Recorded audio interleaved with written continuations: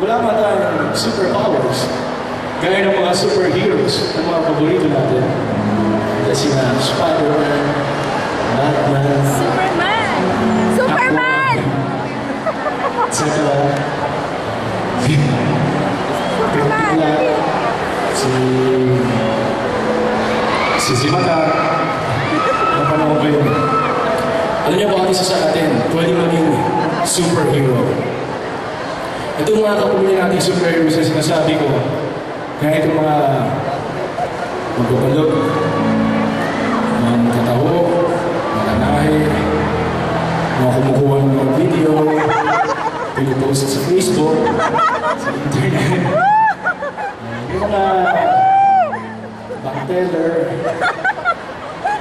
alert, lahat ng trabaho, alam niyo, it requires an ability, it requires respect, it requires determination.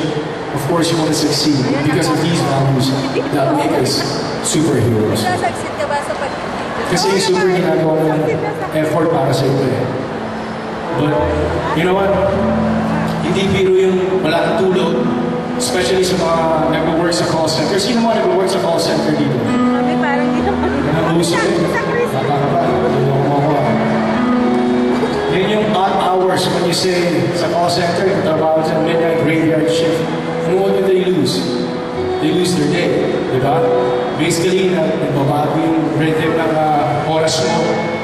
But anyways, yan talaga mga superheroes eh.